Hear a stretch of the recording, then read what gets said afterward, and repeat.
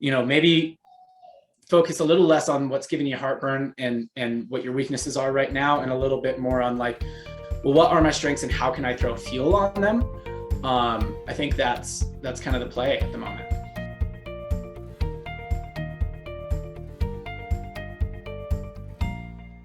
Welcome, Modern Commerce subscribers, back at it again. Casey here with John Coyle. John, we've got a good one today. Pretty heavy topic, very pertinent to what's going on in the world. The people want to know what types of e-commerce brands actually work in 2021.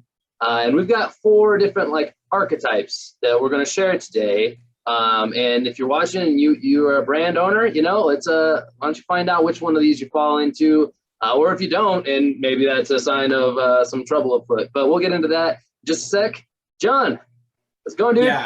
Yeah, man. It's it is a good one. So we got I like you call them archetypes. I feel like I should have named them. You know what I mean? Oh yeah. I don't know. Come up with some sweet names. Yeah. But yeah, I did not. But I will. Yeah. So we'll go through them. So this is essentially the 4 kinds of brands that are working right now that you can launch right now, and then kind of strengths and weaknesses of those. So basically whatever your position is. Think about your strengths and weaknesses, throw fuel on your strengths, and cover up your weaknesses where you can. But a lot of times the weakness is a weakness inherent to the business model, right? There's not a ton you can do about it. So let's get into it. So the first up is actually the type of brand that I think maybe needs to hear this most, because I think a lot of these types of owner operators right now are very confused about what's happening, and they're the most worried. They're more worried at this point in time right now than any of the other types. And that is what I would call a product offering brand, right? Or a product centric, a main product type brand. I don't know, like I said, I should have come up with cool names. So the characteristic here is essentially they are the main thing they sell, almost, most of their sales come from maybe one product or a few variants of that one product. They're selling this water bottle, and they are essentially trying to spend dollars, and they're direct to consumer primarily. So they're primarily selling one product. They're primarily direct to consumer, and they're basically paying for traffic and trying to pay for traffic and get and profitably sell their product.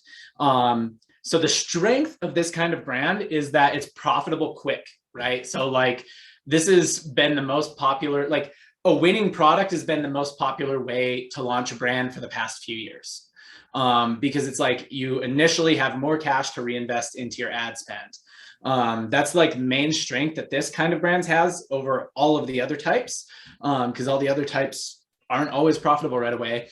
The weakness here, though, and why these owner operators are more worried than anyone else right now, is that you're on the whim of the traffic channels, right? So if your acquisition channels aren't performing well, if Facebook and Instagram ads aren't going well, if Google ads aren't going well, then your business isn't doing well, and your business is maybe even in danger of going under. So there are owner operators like this that legit go from being on a $20 million run rate in one quarter to being 2 months away from being out of business, in the next quarter. And so that's the weakness, and therein lies the reason that they're the most worried and most panicked right now, is because they're kind of what's going on? What's happening in my business? Why am I, basically headed for disaster? And it's because, right now the traffic channels aren't doing as well. Right now, the world of e-commerce, conversions are just a little more expensive, out there in the world of e-commerce right now. And I think a lot of global stats show more people are shopping online, but a lot of that has to do with people who've adopted buying things online they didn't buy before COVID, like groceries. So these are the kinds of people who are maybe a little most worried right now. Those are the strengths and weakness. What is their life? What does their day look like right now? Where do they go from here, Casey? What do you think? I can't help but think of a little bit about the archetype names that you wish you would have come up with. And I'm thinking around that a little bit as you're talking here. And maybe this will help inform the question you just asked me. It sounds like these are kind of do or die type of brands right now. Yeah, right. Because they got all their eggs kind of in one basket, if I'm understanding you right, So yeah, I kind of would file this as like the do or die right now. So yeah, they're probably emotionally kind of sweating a little bit right now. They're worried, like you said. But I guess if you wanted to look at the upside, there's only a certain amount of things you're considering right now to try to turn the corner back and come back to health and back to like killing it, really, right? Because that's kind of the nature of this do or die kind of archetype, right? Is that when things are firing with the right metrics, you're pretty healthy, but when they're not, you're in trouble. Yeah, that's a good point. So it's like you kind of have a two paths here. You can you can try and bridge the gap into one of the other types of brands I'm going to talk about. And that's actually, I have like a fifth brand, little asterisk brand, that is like a tweener, which is an offer product brand bridging the gap to one of the other types of brands. So yeah, you could try and do that, but a lot of times that's kind of a long road. Like that's not going to happen quick typically. Or maybe it could if you like really have connections, but or really could like get it done quick, or you really see a quick path to it yourself. But yeah, typically I think that is the upside here, is that if you're not going to try and bridge the gap, at least your focus is like, you know what to focus on. Like you got to focus on your ads. Like you got to focus on where you can get incremental gains in your acquisition channels, in your paid channels. And that may be new channels. It probably isn't, right? But like it's probably your core channels that have always driven it. It could be new though, right? Like it could be cracking into something that you see as profitable, like influencers or Amazon. If you haven't done that, I mean, Amazon actually is more of a bridging the gap move. So like, it could be influencers or TikTok or Snapchat or something like that. I think that's what a lot of these operators want to think right now. Like, well, let's just get on Snapchat. Let's get on Pinterest. Let's get on TikTok. Let's do an influencer strategy or something like that. And yeah, I mean, we work with one of these brands that's kind of on a bridge to another brand or another type, but like, they're still doing really well because they've been able to like really hone in and focus on their strategy for acquisition on the, one of the main acquisition channels that drives them. And it's working really well for them. And for them, it's actually not it is a paid channel, but it is influencers for them. They have like a really strong paid influencer strategy and way of doing it. So yeah, I mean, you do know what to focus in on. That is the positive side. The negative side is that those things are hard right now, especially if like your main channels have been Facebook. But yeah, I mean, what are your thoughts here on like a lot of the owner operators feeling like, okay, well, why don't let's launch Pinterest out. This person says Snapchat kills it.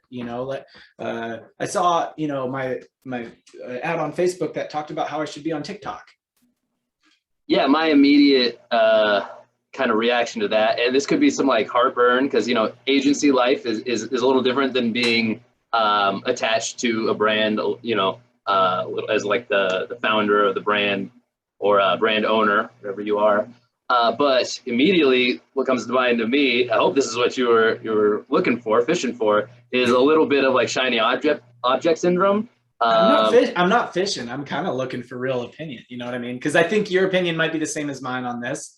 But, yeah, I would say that people with that power, and when they're feeling a little uneasy about how things are going, and they're typically used to it still being pretty simple but doing well, or at least simple model, not like it's easy.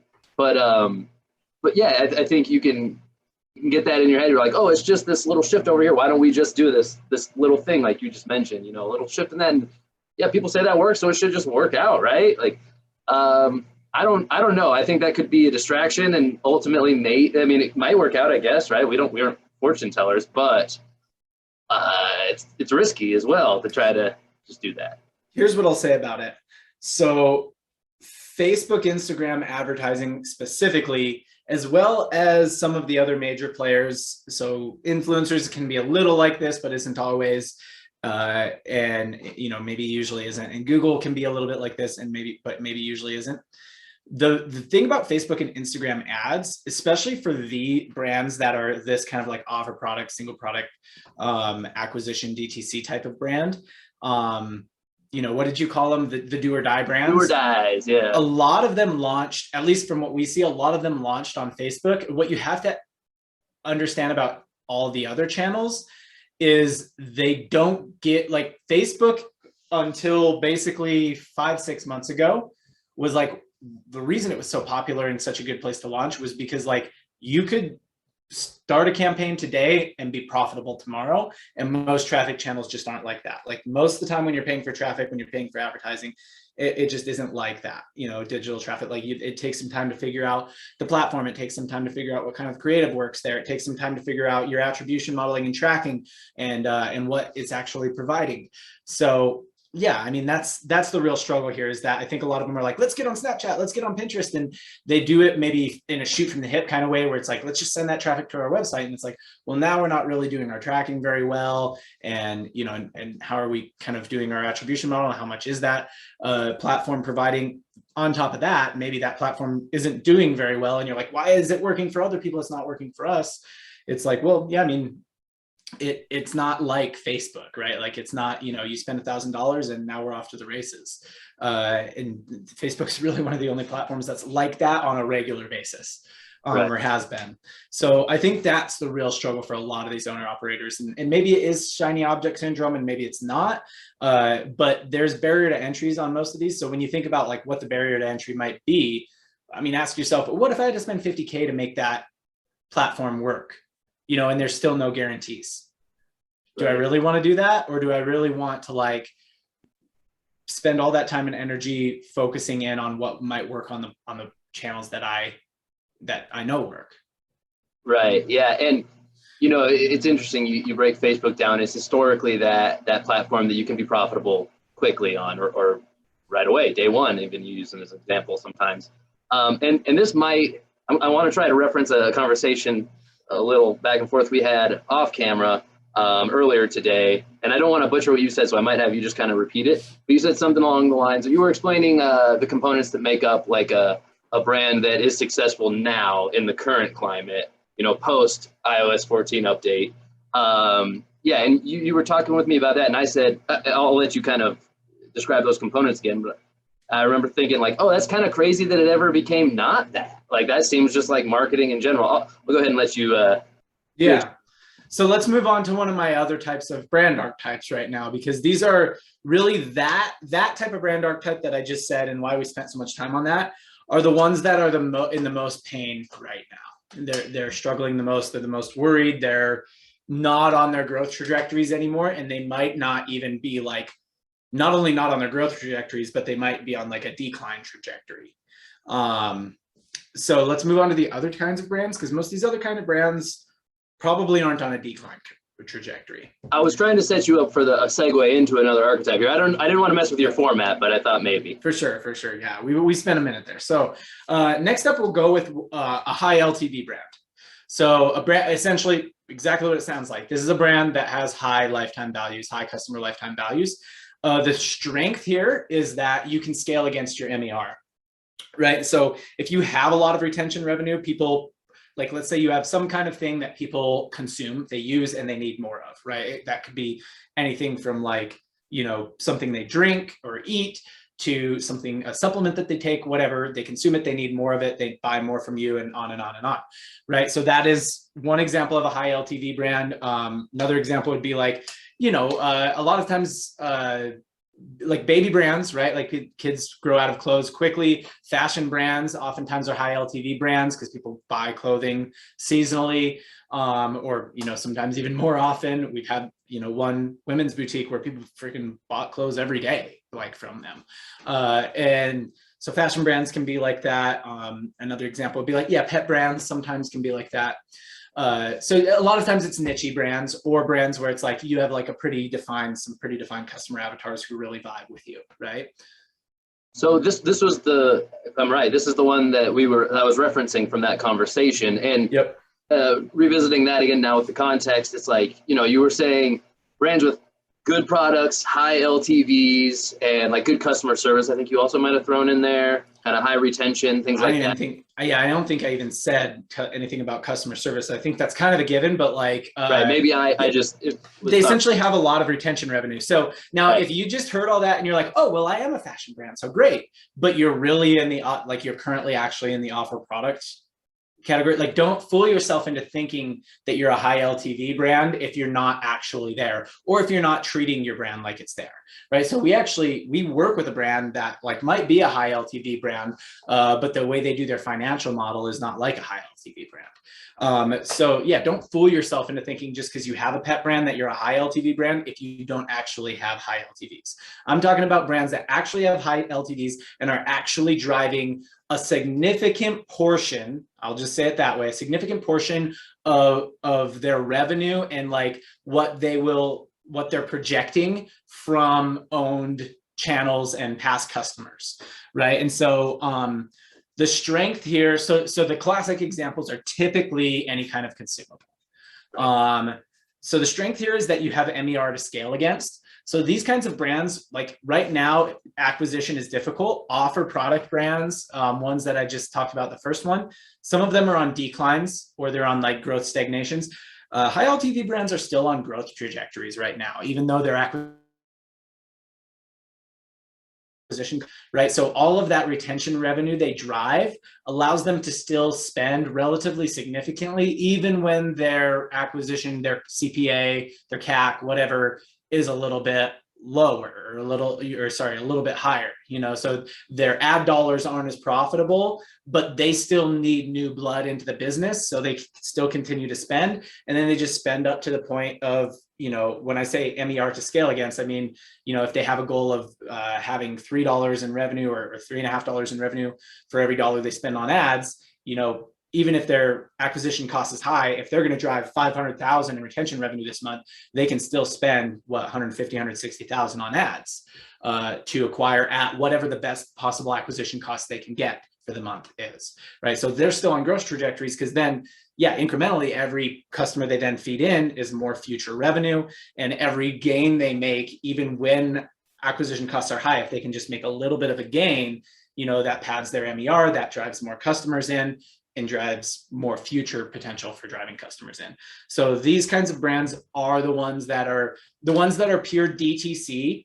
These are the ones we still see doing well. Like these brands, we have some of these brands that are not in retail, or we don't consider their retail presence at all. We only look at their DTC, and they're still on growth trajectories this year. And some of them are even still on their target growth trajectory. Yeah, these ones, I mean, again, we're not fortune tellers. We don't know what the ecosystem is going to look like a year from now. But as of now, and historically, you know, these brands are the ones that, at least in my vision, they seem like they're not impervious, but they're pretty well protected in a lot of different like climates, kind of. And I guess if I'm taking my shot at like an archetype name for these guys, I might go with like something like Old Faithful, like, you know, it's like true. I would almost call them tribe brands, right? Like their tribe's going to follow them wherever, like either because their product is so helpful to that person's life and they need it over and over again, or because like people just love what they're all about, right? So yeah, I mean, if you're a baby clothing brand, like there's tons of those out there, but your tribe loves you. So whatever happens, there is a significant core of people who will continue to buy from you and keep you in business. For sure, yeah. Yeah, okay, so next up is our high AOV brands, high average order value brands. And you could call them high ticket brands. So a lot of times they don't have high LTVs, right? Like maybe people aren't buying from them over and over, but they have high LTVs kind of because the very first purchase is a lot of money. So the strength of these brands is that it is difficult, or the strength of these brands is essentially that the relative cost of advertising is cheap to them. So think of it this way: if you're running ads on Google or Facebook, or if you're paying for influencers or whatever, let's say the relative like cost of a click on whatever channel that you're on is $5. That's high. You know, it's a lot for a click, for an e-commerce click. If your average order value is $500, that's the same relative cost per click as a $1 click for a brand that's average order value is $50.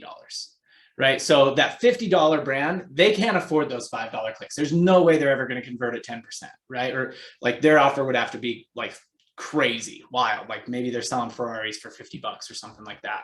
You know, they'd probably convert a little better than 10% then, but like you get my gist. Like 10% is a crazy conversion rate, but at $500, you just have to convert at a normal percentage. That is the weakness. It's a lot of times the flip side of the strength is the weakness. The weakness here is that people don't just part ways with $500, $600, $1,000, $1,500, $2,000 super easily. There are ways to combat this in e-commerce now. There's a lot of like, payment solutions and afterpays and stuff like that will allow you to offer financing of some sort to your, but yeah, still it's like, split up a $600 order into 3 payments. It's still $200 3 times. So, people don't part ways with that money easily. So it is more difficult to, a lot of times you need a really big cash outlay just to get going on paid advertising, whether that's influencers or paid, because it's like you could spend 10 grand and only drive a few sales, and you've not even learned very much about which creatives are best and which audiences are best and stuff like that. So the high AOV clients, a lot of times it's like, it's like high risk, high reward, right? Like we're spending a lot of money, but the relative cost of advertising is cheaper to us. So, we're hoping that comes back in sales. So you got to get good at actually learning to sell your product and learning to convince people to buy and thinking about the sales cycles, the remarketing and retargeting and stuff like that. Yeah, it kind of reminds me, if I'm sticking on the like analogies here, reminds me of rather than like a rain bucket out there and little droplets slowly filling up your bucket, lots of little droplets. This is like a hailstorm brand, right? Like, I mean, they're sending down like golf balls, like just filling up that bucket, each one a lot faster, but it might be a little more turbulent along the way. Like, right. Yeah, because there's what you're talking about, all those unique struggles. But yeah, each one of those conversions means a lot more. And when the model is like that, you get a little bit of leeway in some metrics that you wouldn't normally, where you do need a lot of little raindrops. It's like once you can get the traction, you've got a lot more space than a lot of the other brands that maybe it's easier to get a traction if you're more of that offer product brand. So this is just the offer product brand, but a higher level. So the eventual problems could be the same here. It's just that if your relative AOV is higher, like at a certain point, like who's going to still be in the game when you start having those problems? Like only other high AOV brands and LTV brands, basically the other kinds of brands besides the offer product brands. So my next type of brand that is working right now is what I'll call omni-channel. And when I say omni-channel, I don't mean every single traffic channel. Like I don't mean, oh, they're on Snapchat and Pinterest and TikTok and influencers and Twitter ads and Reddit ads and all, like that's not what I mean by omni-channel. I mean literally omni-channel commerce, meaning they sell direct to consumer, they sell on Amazon, they sell on Target.com, they sell in Walmart, they sell in stores, they sell on big online retailers. They might sell at trade shows and festivals, they just kind of like sell everywhere, right? They're omni-channel in their sales. So the strength here again is cash, right? So like the high LTV brand, you've got a pad, right? Where you have all these B2B orders coming in, you have cash flow, and they're profitable. The B2B orders have built-in profit, right? Like you're giving them some kind of keystone pricing. So typically your margins aren't as good as direct to consumer, but they're like profitable and you don't have to pay for the traffic. And there's no variance in that profit level like there is in direct to consumer, right? So you have cash to pay for traffic and you have a pad, if your acquisition costs on DTC are higher. The weakness here is that the acquisition costs on DTC almost always will be higher because those retail sales will cannibalize some of your direct to consumer sales. So you have to kind of look at it. Our most successful brands that are omni-channel like this, look at it holistically. So they say like, what was like everything we spent on all marketing? And I mean, they might have some target metrics on platform and stuff like that, but what was everything we spent on all marketing and what was all of our sales across DTC and retail and everything for that time, like the in retail sales, not our B2B orders, right? That are for 90 days from now or whatever, but the actual in retail sales for that time. And that's how they look at it. And then like their targets are sometimes insane. Like we have one brand that sells, they're kind of like a few different SKUs, but they have maybe 2 or 3 SKUs, but they sell a lot of kind of their main SKU in retail, and their acquisition cost target on direct to consumer is like 2 or 3 times their average order value, meaning like they spend twice as much on Facebook as they make in average order value on their store, but they know that it drives all of the sales across retail and it keeps those retailers buying from them, and buying big bulk amounts. So that's where, omni-channel like has its strength, right? Again, they can afford to pay more for advertising, like the high LTV, like the high AOV, right? but yeah, again, high barrier to entry to get those B2B orders going, and your acquisition costs will almost always be high and your DTC will suffer from it.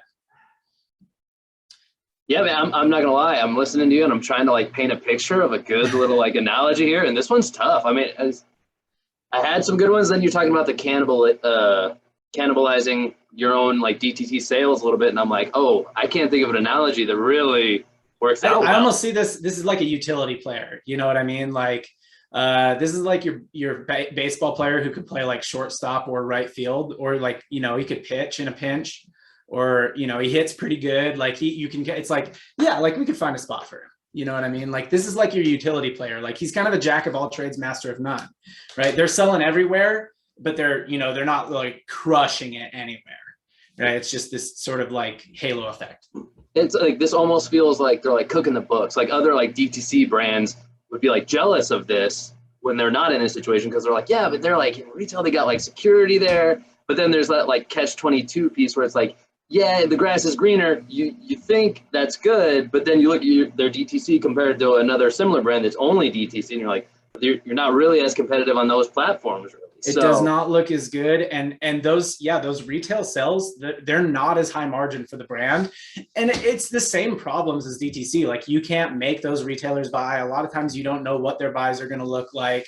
You know, you need a sales staff a lot of the times once you get big enough. So it's like, you know, you again have to be in so many retailers and so diversified that you don't get hurt by any one, you know, not buying from you or not placing as big a buy from you and stuff like that. And your margins are so thin that like you can't really afford a lot of like unprojected under projections on your B2B side. So it is, yeah, like you have that security, but it's the same thing. Just like you're at the whim of the traffic channels, you're at the whim of all the retailers who buy from you, and the online and their online stores and how much traffic they're getting, and even like where they put your product in their online stores, and where they merchandise your product in their actual store and all of that. So yeah, I mean, the grass is greener, but at the same time, it's like, yeah, their direct to consumer does definitely not hold them up, right? So if that retail all went away, they would be in trouble. I think I'd go with something like a false floor for these guys, because maybe they do have a higher floor than just like the typical brand kind of, but it's not as high as you think it is on the outside looking in, with that grass is always greener kind of thing, because of those hidden costs, those thinner margins. You know, it's like, it's not as safe as it might seem, because it seems real safe compared to these other ones when we're talking about do or die. It's safer. It's safer than a do or die brand. It's like they've got maybe a little higher floor, and then they've got like another floor underneath that one, you know? Right. Where if that floor does break, you know, they drop down to that one, and then if that floor breaks, they've got like a few floors, right? So it's like, maybe not any of the floors are as strong, but they've just got like, yeah, they just stack them on top of each other type of thing. Right. You're certainly not like impervious though. Like, you know what I mean? Like, so yeah, I can still see people in this situation sweating a little bit, you know, because they're still going a little. Nobody's impervious. Like there are weaknesses to each of them. And like, for example, like high AOV, right? Like it costs more to like drive conversions. So like subtle shifts in traffic costs and stuff like that, you might get 20, 30, 50 grand into spend before you even realize it, right? Because you have to spend so much. Or high LTV clients, like you get a bad batch of product or something like that, or bad, like, you know, you can't get containers. That's a big problem right now. And people leave you for a competitor and then they don't come back.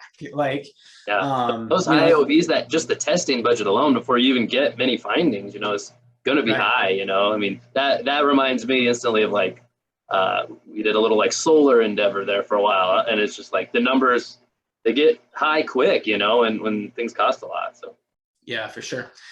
So I got one more brand, one more kind of asterisk. This is kind of 4, but like this is sort of like a halfer. So the last one is a tweener. So or a bridge brand, or I don't know what we want to call this, but what this typically is it's an offer product or that kind of do or die business on the bridge to one of the other models. And usually those other models are not high AOV, but either high LTV or omni-channel. And it's almost always based on whether the initial brand is like market centric or product centric, right? So it's like if their winning initial product was in like the dog market, then they're usually bridging the gap to being a high LTV brand and trying to offer more products to dog people and trying to create like a dog people that's a weird one, a dog tribe, but like a dog owner tribe that buys from them and loves them and stuff like that. Whereas if they have a, maybe like mattresses, or, they sell something like water bottles or something like that, that's kind of really pretty mass market, then they're typically more trying to bridge the gap toward being omni-channel. And sometimes they go down the wrong bridge because they don't really like know what they are, or they try and like, oh, well, it's water bottles, so why don't we sell other health products? And like, yeah, maybe that'll work, but probably the easier bridge to go across is the omni-channel bridge. Whereas if you sell, baby clothes, the easier bridge to go across is the high LTV bridge, because there's a lot of baby clothes in those retailers already. So yeah, these are the tweeners. So the strengths here is that they actually got started profitably, right? So they started out acquiring profitably. And so like they're like already like, they're like the do or die business. They're just a little further ahead, and they got like a really good start off the line.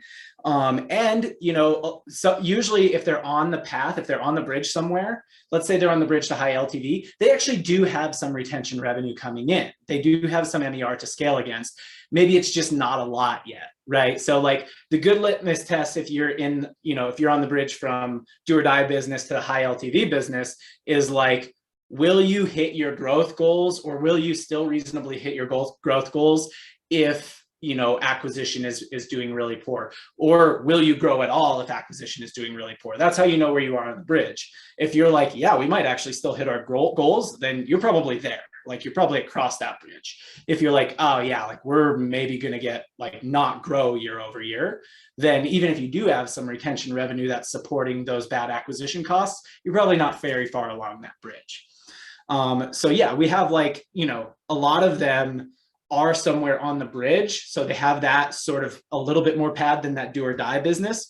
Their downside really is that they need to get across that bridge, because typically at this point, they're not acquiring like they were when they were a do or die business, right? So the only way for them to survive now is to get across the bridge, or to maybe figure out the do or die side. But like, yeah, it's almost like, do you want to like go back and try and be that, or do you want to just try and run across this bridge, right? So they're in this like tweener phase where they're like, what,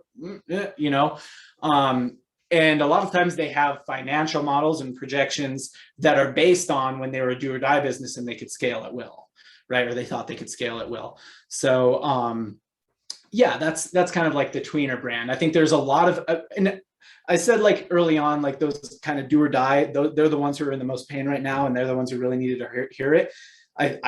We have a lot of tweener brands that we work with that are very concerned right now, but like, maybe aren't as like, they're still in the game a lot more than the do or die people were.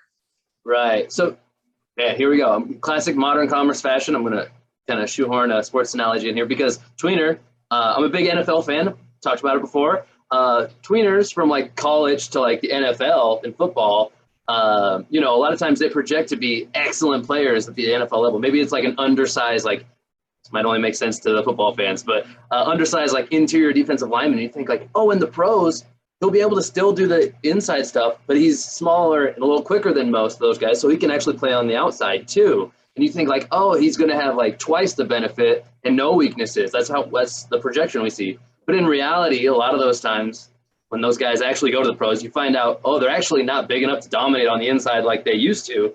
And they're not actually fast enough to dominate on the outside like you had hoped either. So rather than having somebody who fills two slots really well, you actually have somebody who fills no slots really well. They inherit none of the strengths really of either role, but they have both the weaknesses of both roles. Right. So, and I'm not saying that's inevitable here. Sometimes that projection comes to life, comes to fruition, and you do have something that can fire on all cylinders. And it sounds like that might be an okay analogy here for the brand. Exactly right. So like brands can be multiple of these. There's actually a lot of brands we work with that are both high LTV and omni-channel. And I think the hope of the offer product brand or the do or die brand that may be a tweener and may not be, is that they can be both a do or die brand and a high LTV brand. So they both acquire profitably, and their people buy a bunch on the back end, and it's all rainbows and unicorns.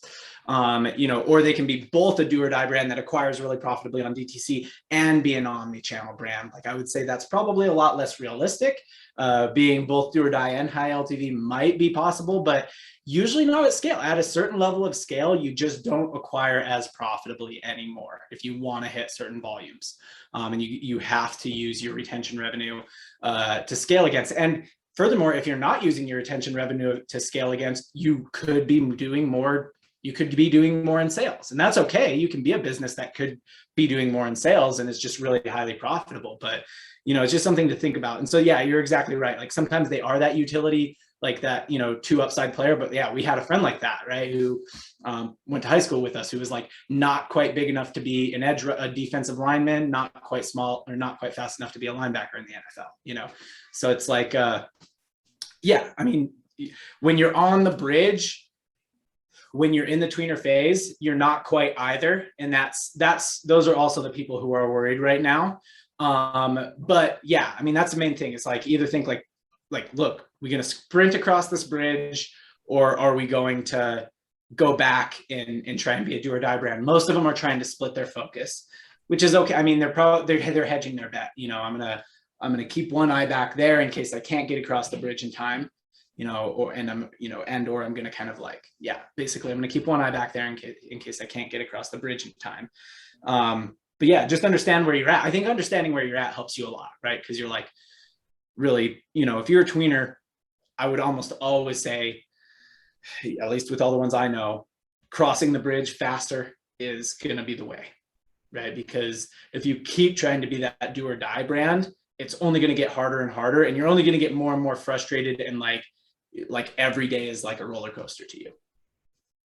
Yeah, man, as we're kind of winding down on this discussion here, I got to say, you got a big brain to be able to fit all this in there, dude, to be able to like categorize each one of these so effectively, in my view, at least.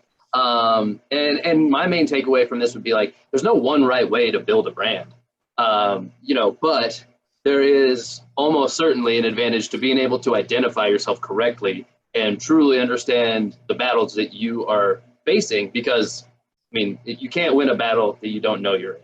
You just can't. Right. Yeah, no, I mean, basically took my parting shot. It's like, probably identifying your advantage in your like resource, right? So like, if your resource and advantage is cash, then you should probably just go to being like a high LTV or an omni-channel brand right off, right? If you're not a high AOV brand. If your advantage is high LTV, then you basically have the leeway to like acquire less profitably. And that could either be, it could either be by creating a loss leader offer where you maybe lose money on that offer, but you acquire at a low cost and get customers in at a low cost. Or it could be by just saying like, no, my offer gets me really good customers. It's just, I'm going to pay more for them, and that's fine. If your advantage is that you're really good at marketing and selling, but you don't have a lot of cash, but you have a lot of time, then yeah, do or die brand's probably your best way forward, because you're going to need a lot of cash for the other types of brands. If you're a tweener brand, like just understanding that you're a tweener brand and understanding that, hey, like it's never going to be like it was probably, or it might, maybe it will be, but like, how can I give myself kicks on the do or die side? Can I do more sales? Can I do more of this? And then what are my quickest wins on the LTV side? How can I monetize my subscribers better? How can I monetize my past customers better? How can I create more of a tribe around my brand quickly and effectively? So yeah, just looking at what your strengths are in order, and usually in the tweener phase, they actually do have some cash, which is really nice. That's a great thing to have when you want to create a little bit of a tribe and do it quickly. So yeah, that just understanding your strengths and thinking about, okay, maybe focus a little less on what's giving you heartburn and what your weaknesses are right now, and a little bit more on like, well, what are my strengths and how can I throw fuel on them? I think that's kind of the play at the moment. All right, man. Yeah, usually I think our parting shots, if I had to describe what they are, I'd say it's like the boiled down version of like what our whole talk kind of means, if you had to sum it up in like 1 minute. And it's really like that that all-encompassing kind of quote that I can pull out, usually toss at the front of these episodes, honestly, when we're going through and kind of doing the post on it. But honestly, man, I think I didn't mean to take a little bit of your parting shot there, but I think you've been in that form for like 10, 15 minutes, honestly. Now you're firing on all cylinders. So guys, if you want to keep seeing John, shoot some wisdom at you at 100 miles an hour, don't forget to like our video, comment, subscribe, if you would, please. Hit that bell for notifications on whenever we post new videos. And until next time, we will see ya.